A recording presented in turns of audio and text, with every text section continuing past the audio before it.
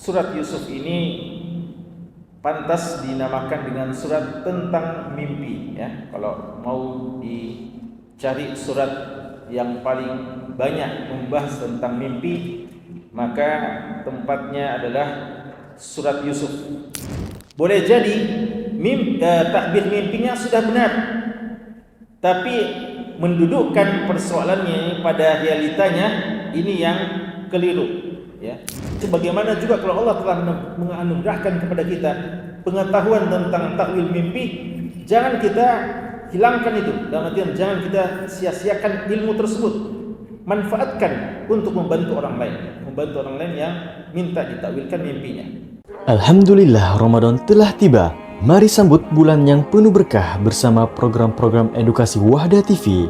Kajian subuh menelaah ayat-ayat seruan dalam Al-Quran. Ya ayyuhalladzina amanu taqullaha wa qulu qawlan sadida. Saksikan 90 seruan Ar-Rahman untuk orang-orang beriman setiap hari pukul 5.30 ba'da subuh. Di waktu duha, jangan lewatkan program membahas kehidupan sahabat. Kisah 10 sahabat Nabi setiap hari selama Ramadan pukul 9 waktu Indonesia Tengah.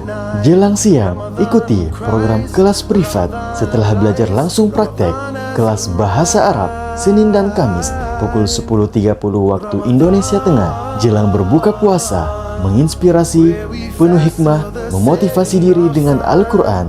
Saksikan Al-Quran dan Kehidupan setiap Sabtu sore pukul 17.30 waktu Indonesia Tengah. Kisah adalah wasilah menyampaikan nasihat dan memetik pelajaran. Bagaimana ya kita tahu kisah Nabi Yusuf. Jelang sholat tarawih, saksikan tadabbur 111 ayat surah Yusuf setiap malam pukul 20 waktu Indonesia Tengah. Pesona Ramadan bersama Wahda TV, lebih bermakna, lebih bertakwa. Dipersembahkan oleh, disponsori oleh.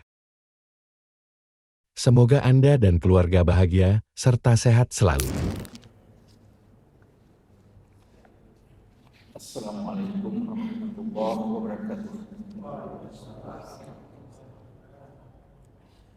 Innal hamdalillah nahmaduhu wa nasta'inuhu wa nastaghfiruh wa na'udzu billahi min shururi anfusina wa sayyiati a'malina. May yahdihillahu fala mudilla lahu wa may yudlil fala hadiya lahu. Wa asyhadu an la ilaha illallah wahdahu la syarika lah wa asyhadu anna Muhammadan abduhu wa rasuluh. Allahumma shalli ala Muhammadin wa ala alihi wa sahbihi wa man ihtada bi hadihi wastanna bi sunnatihi ila yaumiddin, amma ba'd.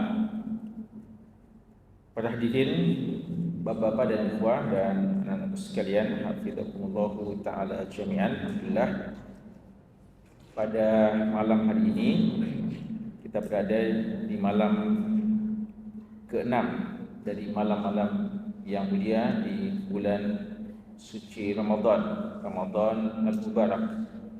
Alhamdulillah, kita kembali diberikan kekuatan iman, kekuatan kesehatan untuk bisa hadir di rumah-rumah Allah Subhanahu wa taala, menghidupkan malam-malam ini dengan melaksanakan sholat wajib secara berjamaah.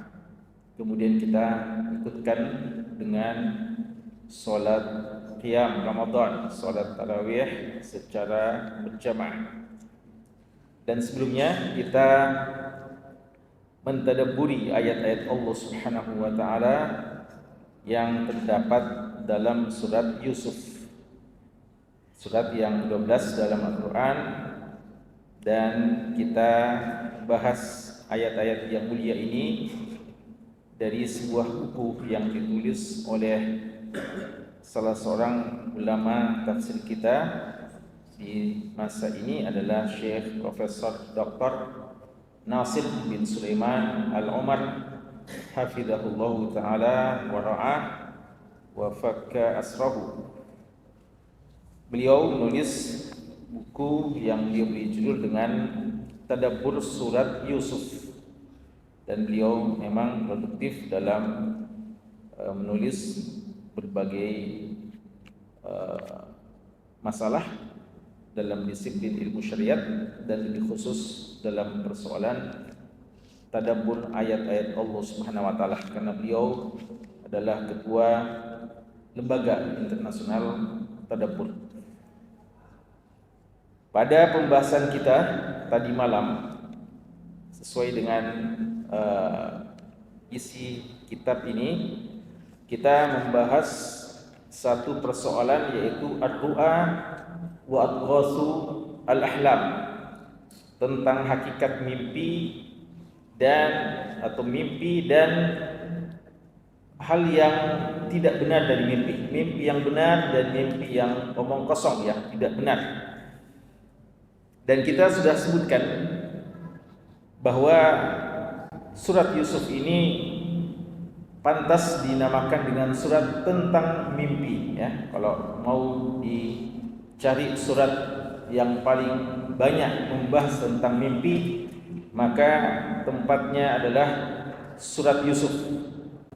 Tidak semua pembahasan tentang mimpi itu di surat Yusuf, ada juga surat yang lain, tapi kebanyakan pembahasan tentang mimpi ada dalam surat Yusuf, ya. Contoh masalah mimpi yang lainnya adalah apa yang diceritakan oleh Nabiullah Khalilullah Ibrahim alaihissalam kepada anaknya Ismail ketika beliau mimpi dan diperintahkan untuk menyembelih anaknya.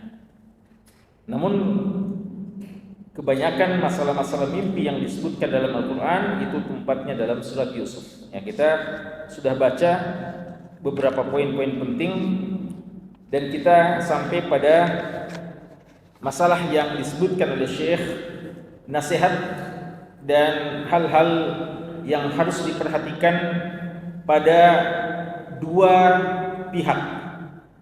Pihak pertama, pihak yang mimpi dan minta untuk ditakwilkan mimpinya, dan pihak yang kedua yang mentakbir mimpi atau yang mentakwil mimpi.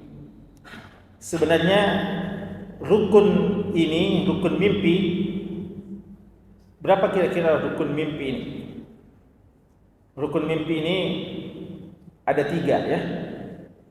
Yang pertama orang yang mimpi, yang kedua mimpi itu sendiri, dan ketiga yang mentakwil mimpi. Ya, ini 3 unsur yang sangat terkait dengan masalah mimpi.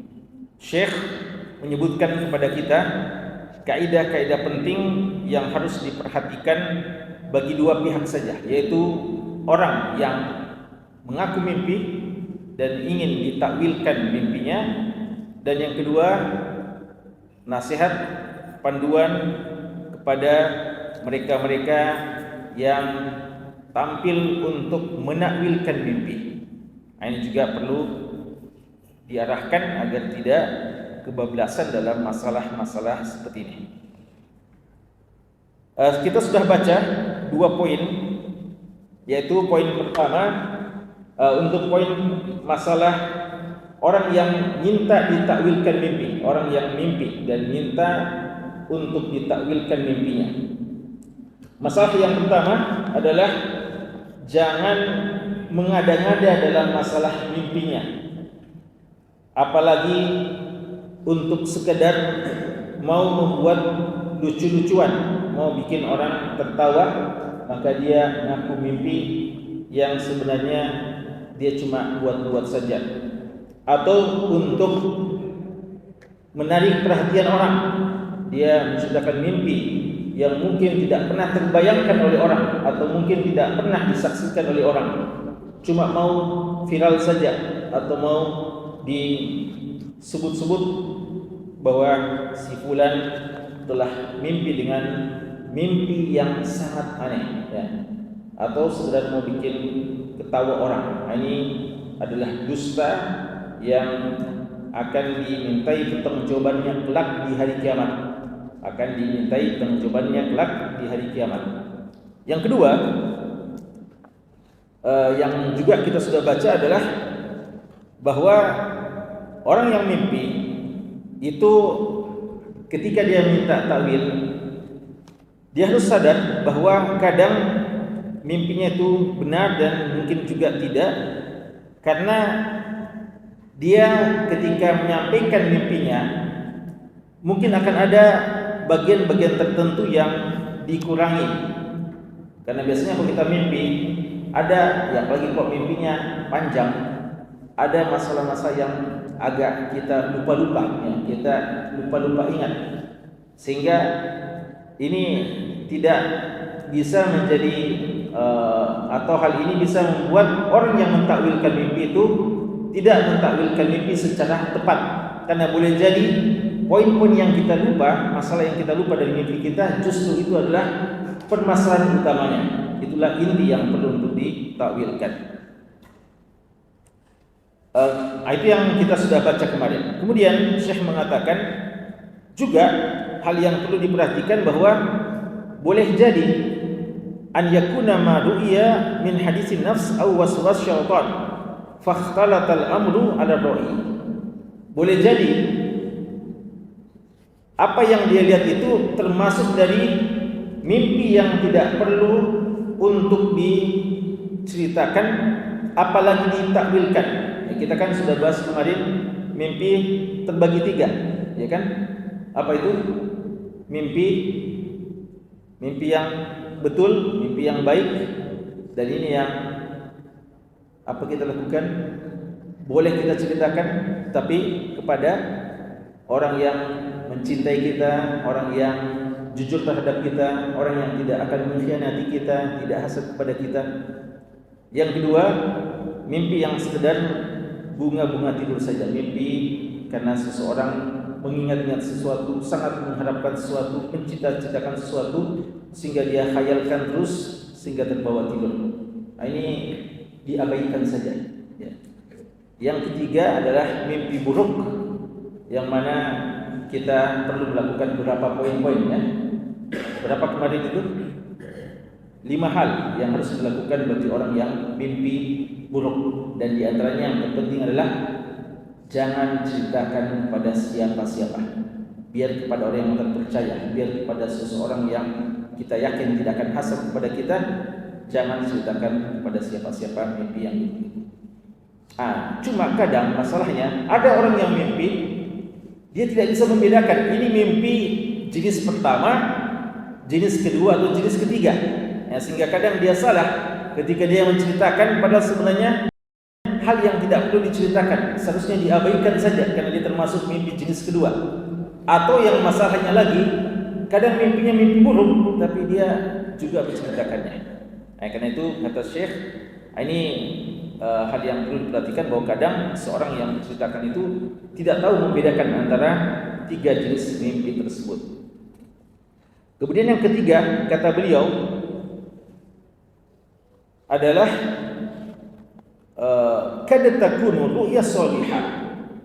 Boleh jadi mimpinya adalah mimpi yang bagus sebenarnya, mimpi yang benar adanya. Wa ra'i shadiqun daqiqun fi riwayatihi. Dan yang mimpi ini orangnya jujur, dan ketika dia ceritakan, dia bisa ceritakan secara detail, secara lengkap. Walakinnal mu'abbir laysa min ahli al-hazq fi at-ta'bir aw laysa min ahli at-ta'bir. Cuma masalahnya dia sudah ceritakan secara lengkap dan detail, tidak kurang sedikit pun, tapi orang yang dia minta untuk mentakwilnya bukan orang yang ahli dalam mentakwil, ya, bukan orang yang pantas untuk mentakwil. Jadi kadang takwilnya salah, ya. Jadi tadi ada orang yang kesalahan pada dia sejak awal, karena memang dia tidak bisa mengingat mimpi itu secara lengkap. Maka apa yang dia sampaikan kepada orang yang mentakwil tidak lengkap, padahal mungkin hal yang dia tinggalkan justru masalah yang paling penting. Sekarang kadang yang diceritakan memang bagus, mimpi yang sudah pantas untuk diceritakan, cuma masalahnya orang yang diceritakan ini dia tidak ahli, ya, sehingga mungkin takwilnya keliru dan sangat jauh dari apa yang sebenarnya. Kemudian kemungkinan yang lain, kenapa tidak boleh ya terlalu mengandalkan masalah ini, karena kad yakunul mu'abbir minal mu'abbirin al-huzzaq. Boleh jadi orang yang akan mentakwil mimpi kita ini sudah orang yang memang ahlinya, orang yang ahli dalam mentakwilkan mimpi. Walakinnahu akhta'a fi ta'bir ru'ya. Tapi seahli-ahli seseorang bisa salah atau pasti selalu benar. Ulama kita, ya jangankan masalah mimpi ya, masalah keilmuan dalam minta fatwa, kalau kita minta fatwa kepada ahlinya, dan memang kita harus minta fatwa kepada ahlinya, fas'alu ahla dzikri in kuntum la ta'lamun. Kita tanya kepada ahlinya sudah. Yang kita tanya ini yang pas. Tapi apakah para ulama kita tidak ada salahnya? Atau kadang keliru? Atau pasti benar? Kalau sudah ahlinya kita tanya, pasti benar? Atau mungkin saja keliru? Boleh jadi keliru, ya, karena manusia biasa. Sehingga boleh jadi kita sudah benar ini, tidak salah alamat. Yang kita tuju, yang kita tanyai tentang mimpi kita sudah ceritakan secara detail, sudah benar, dan pemberitaan kita sudah akurat, dan orang yang kita tanya memang juga sudah ahlinya. Namun pada saat ini, sebagaimana kadang dia keliru, ya ulama kadang keliru dalam berfatwa, orang yang ahli takwil ini pada saat ini salah dalam mentakwilkan mimpi. Apakah itu ada? Ada, ya. Di sini Syekh menyebutkan dalilnya bahwa pernah Abu Bakar radhiyallahu anhu, dan di sini dalam Sahih Bukhari, hadisnya dalam Sahih Bukhari. Abu Bakar radhiyallahu anhu pernah indama abbara ru'ya, pernah beliau mentakbirkan mimpi, mentakwilkan mimpi. Wa sa'ala an-nabiyya sallallahu alaihi wasallam. Ya, jadi ada orang yang bertanya kepada beliau, lalu beliau mentakwilkan mimpi. Lalu setelah beliau mentakwilkan mimpi, beliau mau konfirmasi ke Nabi sallallahu alaihi wasallam, apakah yang beliau sudah sampaikan itu, takbir mimpi yang beliau sampaikan sudah benar semuanya. Maka beliau datangi Nabi sallallahu alaihi wasallam dan menyampaikan tentang apa yang beliau ditanya dan takbir mimpi yang beliau ceritakan kepada orang tersebut. Apa jawaban Nabi sallallahu alaihi wasallam? Beliau mengatakan, asabta ba'dhan wa akhta'ta ba'dhan. Sebagian takwil mimpimu sudah benar, tapi sebagian keliru. Ya, jadi sampai orang yang selevel Abu Bakar Siddiq radhiyallahu anhu ketika mentakwil mimpi, sebagiannya benar dan sebagiannya keliru. Ya, jadi ini ya, kan itu kenapa kita tidak boleh terlalu mengandalkan masalah mimpi, karena sebab-sebab yang seperti ini mungkin dari kita atau orang yang kita tanya pada saat itu keliru dalam mentakbirkannya. Kemudian yang kelima adalah kad yakunu ta'biru sahihan walakinnal khata' fit tanzil 'alal waqi'. Boleh jadi takbir mimpinya sudah benar, tapi mendudukkan persoalannya pada realitanya ini yang keliru, ya. Artinya memang sudah begitu takwilnya, tapi kapan akan terjadi apa yang ditakwilkan ini yang keliru, ya. Jadi umpamanya ada seseorang dikatakan, itu takwilnya kamu akan lulus di tempat ini. Maka ya orang itu setelah dia yakin atau dia ceritakan kepada seorang ahli takwil mimpi, dikatakan kamu akan lulus di tempat ini. Namun ternyata waktu itu, tahun itu dia melamar di tempat itu, ya mungkin kalau melamar di kampus ya, mendaftar di satu kampus atau melamar di pekerjaan, ternyata dia tidak lulus. Bukan dia tidak akan lulus, dia akan lulus, tapi ternyata takwilnya belum tahun itu. Akan datang insyaallah dia ra'aitu ahada asyara kaukaba wasyamsa wal qamara ra'aituhum li sajidin. Kapan beliau lihat? Waktu masih kecil, masih muda, ya. Lalu kapan terlaksana ini? Kapan terlaksana ini kejadiannya? Setelah ketemu lagi dengan bapak beliau. Berapa itu antaranya? Ya, di sini saya mengatakan, sebagian ahli tafsir mengatakan 40 tahun.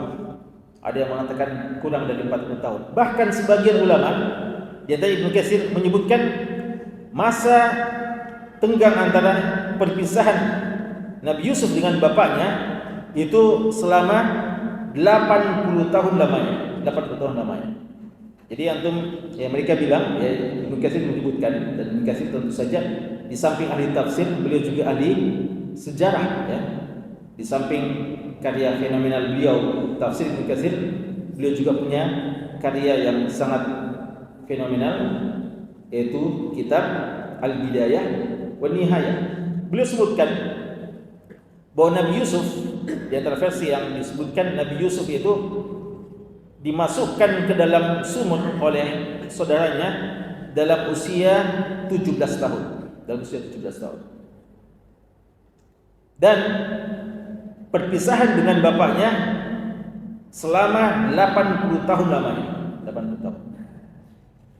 Dan setelah ketemu dengan bapaknya, sebelum dia wafat masih ada kisaran 23 tahun. Jadi beliau wafat itu 120 tahun atau 130 tahunan. Ada yang mengatakan, ya ini ada berapa versi, beliau wafat 110 tahunan, ada yang bilang 120, ada yang mengatakan 130. Jadi masa beliau menanti terjadinya mimpi itu, di sini disebutkan 40 tahun, ada yang mengatakan kurang itu, dan bahkan ada yang mengatakan 80 tahun. 80 tahun. Begitu sabar seorang harus untuk menunggu terbuktinya mimpinya, ya. Jadi kadang sebagian mimpi kita itu mungkin kita sudah lupakan. Nanti kalau sudah terjadi bukti mimpi kita, baru kita ingat lagi, oh ini memang saya pernah mimpikan, ya, saya pernah mimpikan. Makanya ya mimpi bisa menjadi inspirasi bagi kita untuk kita yakin akan keberhasilan kita, insyaallah. Tapi juga jangan terlalu ditunggu-tunggu, ya, jangan terlalu ditunggu-tunggu, sehingga jangan sampai orang frustasi, ya, karena mana ini bukti dari mimpi saya, ya. Apalagi ya mimpi kita bukan wahyu, ya, boleh jadi memang tidak akan terjadi, ya. Jadi ya ini sama dengan doa, kalau sekalian, ya, sama dengan doa. Doa itu kadang kita butuh waktu yang cukup lama untuk terkabulkannya doa kita. Jadi jangan kita berharap doa itu langsung akan dikabulkan. Boleh jadi tahun ini kita doa, mungkin saja doa kita di malam Lailatul Qadar, malam yang paling memungkinkan doa istijabah. Dan Allah memang istijabah, cuma membutuhkan waktu yang lama, ya, waktu yang lama. Ya, bayangkan Nabi kita sallallahu alaihi wasallam sejak awal-awal di kota Makkah, waktu beliau dizalimi, beliau salat lalu ditaruh, ya, diletakkan di punggung beliau isi perut dari unta, dan waktu itu beliau langsung doakan, ya, beliau orang yang dizalimi, beliau doakan mereka-mereka yang melakukannya itu, dan doa orang yang dizalimi dikabulkan. Dan yang berdoa ini lagi Nabi kita SAW. Tapi kata Abdullah bin Mas'ud, kapan doa ini dikabulkan? Nanti pada saat perang Badar. Mereka-mereka yang memperlakukan Rasulullah itu, beliau lihat sendiri bagaimana menjadi tumbal-tumbal dan menjadi korban-korban pertama dari perang Badar, dari kalangan Quraisy. Itu kalau mau dihitung-hitung, itu membutuhkan waktu tidak kurang dari 15 tahun mungkin, ya. Beliau di Mekah 13 tahun, perang Badar 2 tahun, ya, sekitar 15 tahunan baru doa beliau dikabulkan. Padahal yang berdoa Rasulullah, lalu beliau orang yang dizalimi, ya. Padahal ittaqi da'watul mazlum fa innahu laysa bainahu wa bainallah hijab. Orang yang dizalimi itu tidak ada hijab antara dia dengan Allah ketika dia berdoa. Maka pasti dikabulkan. Cuma masalahnya kapan? Nah, ini yang perlu kesabaran, ya. Jadi kalau doa saja gitu, maka demikian pula masalah mimpi. Jangan tergesa-gesa. Yang keempat, adamu ardi doa illa ala man yuhibbu. Ini beliau sebutkan lagi, jangan ceritakan mimpi kecuali bagi orang, kepada orang yang dicintainya. Wa kadzalika ahlul tuqa was shalah, dan juga kepada orang yang bertakwa dan orang yang soleh. Jadi jangan ceritakan mimpi kita, walaupun dialah mimpi yang bagus, jangan ceritakan kecuali kepada orang yang jujur sama kita, orang yang tidak ada masalah sama kita, orang yang cinta sama kita dan kita cintai, dan juga orang yang bertakwa dan orang soleh. Ya, itu yang bisa kita percayai untuk kita ceritakan mimpi baik kita. Warru'ya alladzina warra'yu alladzina yaltamisu 'indahum ta'wila, ya. Dan wa ahli ra'i, ya, dan orang yang cerdas, orang yang kita harapkan bisa mentakwilkan mimpi kita. Duna ghairi haula mimman la ya'lam ma yuknuna lahu. Dan jangan kepada orang yang tidak ada pengetahuan, yang tidak mengetahui rahasia-rahasia mimpi seperti itu. Fadlan anid dajajila was musya'mizin alladzina yasta'inuna bisyayatin fi ta'wil. Apalagi, ya, apalagi jangan kita ceritakan mimpi kita kepada para peramal, paranormal, dukun-dukun, ya, tukang-tukang ramal. Ini sebagian orang gitu, ya. Sebagian didatangi dukun-dukun, tukang ramal, ahli nujum untuk mentakwil mimpinya. Ini haram ini, ya. Bahkan dia bisa jatuh ke dalam kesyirikan ketika datangi mereka-mereka itu. Jadi kita harus lihat orang yang pantas kita ceritakan adalah orang yang bertakwa dan memang orang yang menguasai ilmu tentang masalah ini dengan baik. Yang kelima, kata Syekh adalah ala ra'i an ya'lama anna ru'ya laysa min masadir at-tasyri'. Seorang yang melihat mimpi hendaknya tahu bahwa mimpi itu bukan sumber syariat, awit talaqi, atau dalam mengambil ilmu. Ya, jadi jangan kita mau mengambil ilmu dari mimpi, ya. Ada orang malas-malas ikut majelis taklim, ya, majelis ilmu, tapi dia bilang saya bisa dapatkan ilmu lebih daripada kamu, ya, karena saya kalau mimpi selalu dapat ilmu, ya. Jadi ilmunya dia talaqi dari mimpi-mimpinya. Ya, ulama kita mengatakan mimpi itu bukan masdar, bukan sumber tasyri' dalam pensyariatan, dan juga bukan masdar talaqi, ya. Apa yang kadang biasa mereka bilang ilmu laduni, ya, ilmu yang dari sisinya dia dapat begitu saja, muncul begitu saja, dan mungkin dari mimpi-mimpinya. Tidak boleh, ya. Fala tastahdits biha bidah. Jangan sampai melakukan bidah karena mengatakan ada mimpinya yang seperti itu. Wala tusyra biha ahkam, ya, dan hukum-hukum tidak disyaratkan dengan mimpi. Li'anna alladziina qad kamula yaqulu ta'ala li'anna ad-din qad kamula. Karena agama ini telah sempurna. Allah mengatakan al-yawma akmaltu lakum dinakum. Allah telah menyempurnakan agama ini sejak hari itu, yaitu tanggal 9 Dzulhijjah tahun 10 Hijriah. Maka tidak ada lagi orang yang bisa melihat sesuatu di mimpi yang menjadi syariat, kecuali kalau umpamanya antum mimpi umpamanya dan mengatakan mimpi itu bilang banyak-banyak sholat lain. Kira-kira mimpi itu bisa dipegangi? Kita mimpi lalu dinasihati rajin-rajin sholat lain, bisa atau tidak? Atau dalam mimpi kita bilang, dalam mimpi kita diingatkan bahwa ziarahi itu kubur orang tuamu, umpamanya. Bisa? Bisa atau tidak? Bisa. Karena ini memang suatu hal yang disyariatkan. Yang tidak boleh kalau dia bilang laksanakan satu ibadah yang belum pernah ada ajaran dari Nabi SAW, atau dia bilang pergi ziarah kubur lalu lakukan ini dan itu sesuatu yang bertentangan dengan syariat, itu tidak boleh, ya. Atau apalagi kalau dia melihat mimpi yang mimpinya mengatakan kamu sudah terbebaskan dari syariat, ya. Kamu sudah tidak terbebani oleh syariat lagi. Ini mimpi yang dusta, ya, mimpi yang harus kita tidak boleh mempercayainya, bahkan kita harus mengingkarinya, ya, karena dia pasti datang dari syaitan.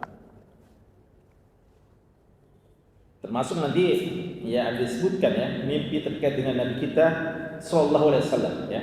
Ini juga kadang ya orang salah paham tentang mimpi melihat Nabi kita sallallahu alaihi wasallam. Kemudian yang keenam, wa mimma yanbaghi an ya'lamahu ar-ra'i anna du'a an-nabi sallallahu alaihi wasallam. Ini poin keenam. Bagaimana dengan mimpi melihat Nabi sallallahu alaihi wasallam? Fil manam haqqun. Hukum asal, siapa yang mimpi melihat Nabi sallallahu alaihi wasallam maka dialah mimpi yang benar. Wa tilka bisyaratul lirra'i. Dan ini kabar gembira kepada orang yang menyaksikan Nabi SAW dalam mimpinya. Dalam hadis Abu Hurairah radhiyallahu anhu dikatakan, sami'tu Nabiyya sallallahu alaihi wasallam yaqul, saya telah mendengarkan Nabi sallallahu alaihi wasallam bersabda, man ra'ani fil manam, siapa yang melihat aku dalam mimpinya, dalam tidurnya, fasayarani fil yaqadhah, maka dia akan melihatku juga dalam keadaan sadar.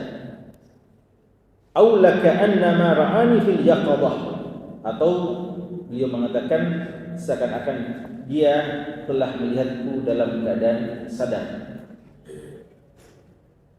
La yatamassalu asy-syaitan bi. Kenapa? Karena setan itu tidak bisa menyerupaiku. Setan, kata Nabi SAW, tidak mungkin menyerupai Rasulullah SAW. Ini di antara mimpi yang dirindukan, ya, mimpi dirindukan. Bayangkan kita bisa menyaksikan Nabi kita sallallahu alaihi wasallam sebelum kita masuk surga. Ya. Kita tentu saja sangat berharap suatu saat kita kelak bisa ketemu Rasulullah di surga. Tapi ya kita masih banyak mujahadah, masih perlu banyak mujahadah, masih perlu banyak doa. Ya, kita masih kadang masih bertanya-tanya, ya Allah, kira-kira bisa masuk surga tidak? Tapi di antara hadapan kita yang besar. Maka kebahagiaan yang sangat tinggi bagi seorang ketika melihat Nabi SAW dalam mimpinya, ya, karena dialah satu kebenaran. Cuma ada beberapa hal yang diingat. Walakin laisa kullu man idda'a annahu ra'a Rasulullah sallallahu alaihi wasallam yakunu musiban wa in kana shadiqan. Namun tidak semua orang yang melihat Nabi SAW atau mengklaim dia jujur. Artinya memang waktu dia mimpi, dikatakan setan bisa menipu orang tersebut bahwa itu adalah Rasulullah. Fa yatamassal bi ghairi suratin Nabi SAW. Maka syaitan akan menipu dia bahwa itu Rasulullah. Karena setan tidak bisa menyerupai Rasulullah. Maka setan walaupun penampilannya tidak sama Rasulullah tapi mengaku sebagai Rasulullah. Jadi ingat, yang tidak bisa dilakukan syaitan adalah menyerupai bentuk rupa Rasulullah SAW. Tapi setan bisa mengaku dia Rasulullah. Li'annahu la yastati' an yatamassal bi suratihi. Summa yazum. Tapi tidak terlalu ribet untuk setelah ditakwil, oh yang memang betul, ya. Makanya kalau ada orang yang ya sini saya mengatakan bahwa ini adapun mentakwilkan mimpi sampai kayak tebak-tebakan, ya, sebagai kayak tebak-tebakan dan rahasia yang susah sekali dicerna, ya, putar-putar dalam mentakwilkannya, ini justru ada indikasi bahwa bohong itu takwil-takwil yang semacam itu. Dan biasanya tidak benar kalau ada mimpi yang terlalu panjang, ya, bisa. Karena dia biasa juga orang mimpi panjang itu karena terlalu panjang juga tidurnya, ya, terlalu lama juga tidurnya. Ya. Ini orang kalau terlalu lama tidurnya juga ini indikasi maka syaitan yang mempermainkan dia dalam mimpinya. Yang terakhir kata Syekh adalah la majala li muraja'ati al-mu'abbir idza ubbira ru'ya bi khilafil fatwa. Dalam masalah mimpi ini, ketika kita sudah disampaikan tentang takwil mimpi, ada seseorang yang sudah menyampaikan kepada kita takwil mimpi dan kita sudah terima, maka tidak perlu dimurajaah lagi bagaikan ahli fatwa. Bedakan antara fatwa dalam persoalan ilmiah dengan mimpi. Kalau kita sudah diberitahu mimpi, maka mungkin sudah begitu. Tidak usah lagi satu hari kita bilang kira-kira tidak ada kemungkinan lain. Beda dengan masalah-masalah ilmiah, di mana orang yang berfatwa kadang setelah dia baca lebih banyak buku-buku, dia dapati ternyata fatwa yang disampaikan keliru. maka pada saat itu dia pernah minta fatwa lalu sudah dapat fatwa, lalu ada perkembangan yang kita dapatkan, kita kadang datangi lagi orang yang memberikan fatwa itu untuk minta penjelasan selanjutnya. Tapi kalau ahli takwil, kata beliau, tidak perlu lagi ditanya berulang-ulang, cukup itu, ya, cukup itu. Apa dalilnya? Beliau menyebutkan firman Allah dalam surat Yusuf ini, minta takwilnya dari apa yang kamu saksikan. Jadi qudiyah, artinya sudah selesai, tidak usah ditanya-tanya, ya, tidak usah ditanya-tanya. Kemudian yang terakhir untuk masalah untuk pihak kedua, bagi orang-orang yang tampil menakwilkan mimpi, ya. Jadi kalau tadi kita yang melihat mimpi, nasihat kedua bagi pihak yang menakwilkan mimpi. Kita ini mungkin pihak pertama kebanyakan, ya. Ada di sini yang pihak kedua, yaitu orang yang suka menakwilkan mimpi. Kalau ada, dengarkan nasihat Syekh ini. Pertama, ada mujah li ta'bir ru'yah syughlan syaghilah. Jangan jadikan takwil mimpi ini fokus dari pekerjaan kita, ya. Jangan ada orang yang kalau ditanya apa profesimu, profesi saya adalah menakwilkan mimpi. Itu sambilan saja, ya. Dan utama kita syughul syaghil adalah takwil mimpi. Wa kadzalika adamul i'rad anhu bil kulliyah, sebagaimana juga kalau Allah telah menganugerahkan kepada kita pengetahuan tentang takwil mimpi, jangan kita hilangkan itu. Dalam artian jangan kita sia-siakan ilmu tersebut. Manfaatkan untuk membantu orang lain yang minta ditakwilkan mimpinya. Bal la budda min al-i'tidal wal istiqdam misl hadhihi al-hibah al-ilahiyah. Ini pemberian yang tidak Allah berikan kepada setiap orang. Maka ketika kita diberikan ilmu tentang takwil mimpi, gunakan sebaik-baiknya, tapi jangan menjadikan dia adalah urusan utama kita, pekerjaan utama kita. Namun ya itu bisa menjadi sarana dakwah, ya, sarana dakwah.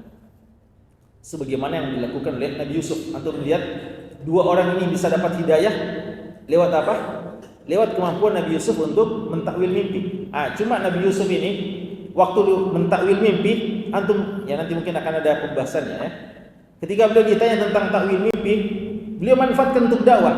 Waktu ditanya oleh dua orang yang masuk penjara itu, beliau tidak langsung jawab, tapi beliau dakwai dulu tentang tauhid. Ya, jadi panjang dulu Nabi Yusuf bawa ini mengingatkan tentang masalah Allah Subhanahu wa taala dan tidak mungkinnya ada berhala-berhala yang banyak yang disembah. Sampai nanti setelah beliau tanamkan masalah tauhid, beberapa ayat setelah itu barulah beliau takwil mimpi. Ini penting, ya. Jadi kemampuan takwil mimpi itu hanya dijadikan sarana alla yu'abbir lil muslim ma yuhsinuhu illa idza kana fi dzalika masrar jihad. Kita ketika diminta takwil mimpi, lalu ternyata setelah kita dengarkan mimpi yang diceritakan oleh orang tersebut dan takwilnya akan menyedihkan dia, jangan ceritakan, ya. Jadi mungkin dia minta ditakwilkan karena dia tidak tahu bahwa ini mimpi tidak bagus. Tapi setelah kita mendengarkan, kita faham ini mimpi yang tidak bagus ini. Kalau kita ceritakan takwilnya akan menyedihkan dia, maka tidak usah diceritakan. Kecuali ada maslahat rajihnya, ya. Jadi hukum asal tidak usah ceritakan, kecuali kalau memang ada maslahat di dalam. Yang ketiga, takbir ba'd du'a kad yakshif ba'd al-asrar al-muta'alliqah bir-ra'y. Fala yajuzu lil mu'abbir an yuhdits biha ahadan illa lil maslahatin rajihah. Kadang kita sebagai seorang penakwil mimpi, orang yang bisa menakwil mimpi seseorang, setelah kita mendengarkan isi mimpinya, kita akan bisa paham tentang makna mimpi itu. Lalu di satu juga kita akan mengetahui beberapa rahasia tentang orang tersebut, ya. Setelah kita dengarkan mimpinya, kita akan tahu ternyata orang ini juga ada hal-hal yang rahasia terdapat padanya. Nah, kadang-kadang kalau kita diminta takwil mimpi, kita kadang juga butuh keterangan-keterangan yang lain tentang orang itu. Maka pada saat itu, ketika kita tahu artinya beberapa rahasia orang tersebut, ini rahasia jangan sampai dikabari kepada orang banyak. Ini amanah, ya.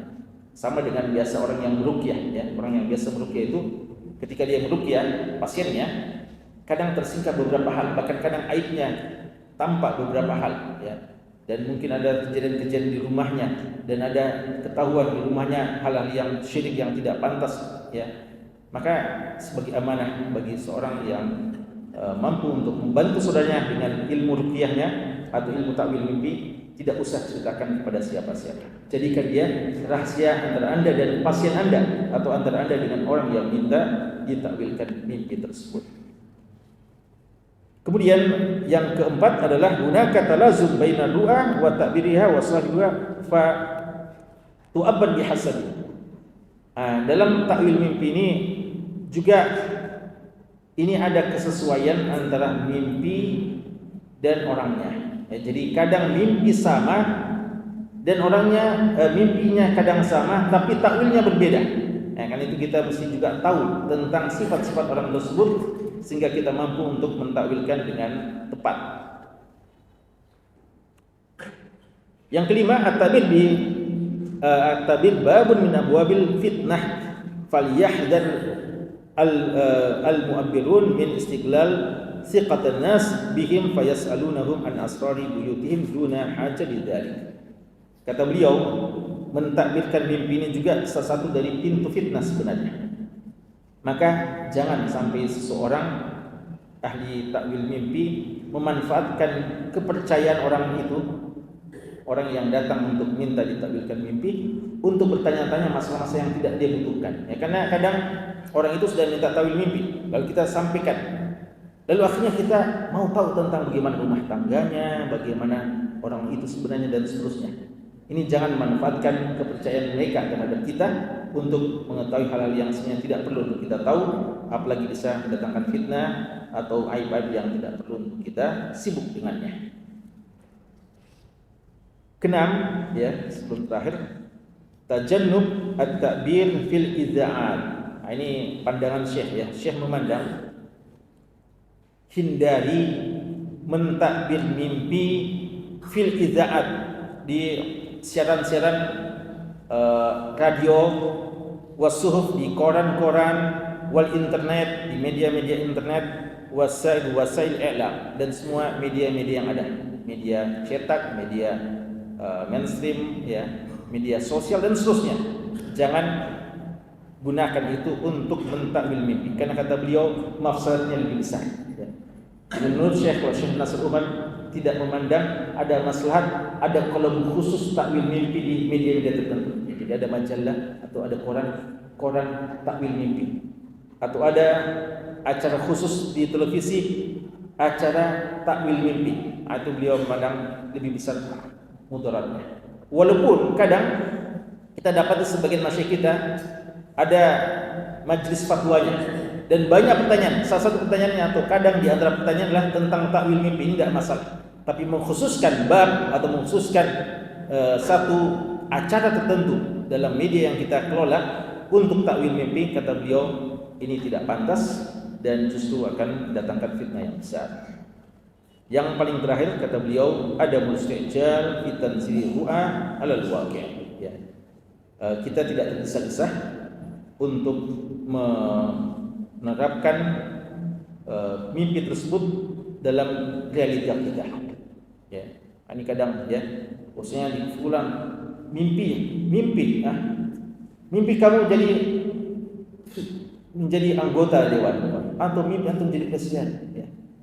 Ini berarti sudah akan jadi presiden nih, atau akan disangka sudah, tapi ternyata belum juga, ya.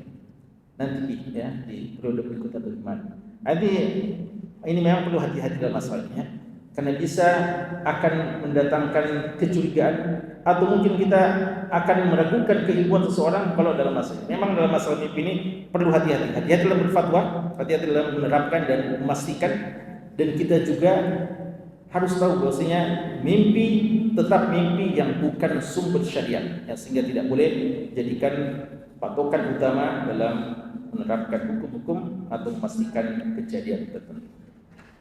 Sekarang ini, ya, Syekh sebutkan begitu lengkap masalah mimpi ini, dan pertemuan berikutnya insya Allah dilanjutkan oleh ustaz kita yang lainnya.